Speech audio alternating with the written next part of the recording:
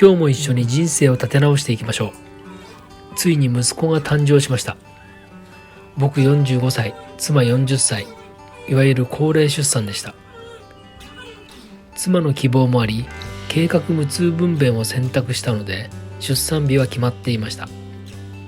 しかし、胎児がすでに 3200g もあり、当初の計画日よりも1週間ほど早めての出産となりました。緊急事態宣言が解除されたとはいえ、コロナ禍ですから出産に立ち会えない病院も多い中、僕らが利用していた病院は PCR 検査で陰性などの一定の条件を満たせば夫の立ち会いのみ許可されていました。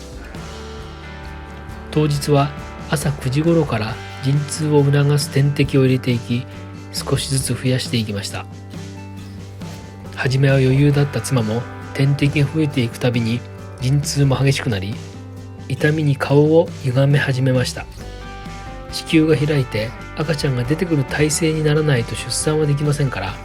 妻は陣痛に耐えながらひたすらその時を待ち続けていました。陣痛の痛みに耐えられないことを妻が訴えると麻酔が使われました。ただ、痛みを利用して生きむことで出産ができるそうで、痛みを全てなくしてしまうことはせず、麻酔を入れても妻の悲痛の叫びは続きました。僕は苦しむ妻を見ているだけで何もできないことにただただ虚しさを覚えていて、マイナスなことが頭をよぎるようにさえなっていました。結局その日の出産は無理だという判断が下され、点滴もやめて翌日に持ち越されることになりました。僕は妻を残して病院を去らなければなりませんでした。そこで病院近くのビジネスホテルに宿を取り、コンビニで買ったご飯とも呼べないようなご飯を食べながらテレビを見るともなく見て過ごしていました。その間も妻は陣痛のためにあまり眠れなかったと後から聞きました。翌日も朝から陣痛を促す点滴が始まりました。妻は明らかに憔悴しきっていました。僕は前日同様腰をさすったり、足首に陣痛を促すツボがあってそこを押したりするぐらいしかできませんでした。1時間2時間と過ぎ、気づけば夕方になりました。妻は無理です、お腹を切ってくださいと何度も懇願していました。僕は弱気な妻の様子を見て泣きそうになりました。自分が無力でちっぽけな存在に思いました。先生と話をした結果、あと1時間ほど待って進展がなければ帝王切開に踏み切るということに決まりました。その1時間も妻は陣痛のたびに生きんで何とか子供を生み出そうと試み、僕はただそれを見ていました。僕は神社などではお願い事をしないのですが、この時ばかりは神様にお願いします、助けてくださいと心の中で何度もつぶやいていました。1時間が経とうとする頃でした。隣の部屋にバタバタと助産師さんたちが走っていくのが見えました。隣の部屋にも妊婦さんがいて、間もなく生まれそうな雰囲気が分かりました。夕方5時を過ぎると、夜のシフトの助産師さんたちと交代になるのですが、夜のシフトは人数が少ないため、1時間が経っても僕らの部屋には誰も来てくれず、ナースコールで呼んでも隣で間もなく生まれるので、それが終わったらすぐに来ますからねと言われ、さらに30分ほど待ちました。ようやく先生やスタッフの方たちが来てくれた時、妻はもう自力では無理ですと力なく言いました。すると先生は、今から帝王切開でもいいけど吸引を試してみることもできますと提案してきました。吸引は胎児の頭に吸盤か何かをつけて吸い上げる方法で、合併症などを引き起こす可能性もゼロではないとの説明を受けました。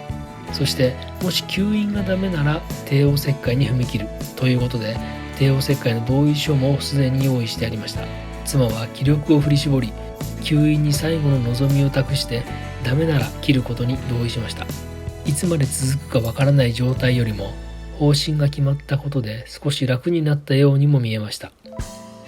僕もそれがいいと思いました。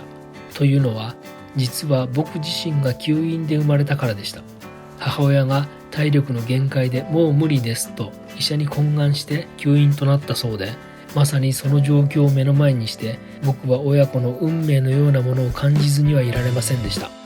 合併症云々の話がありましたが、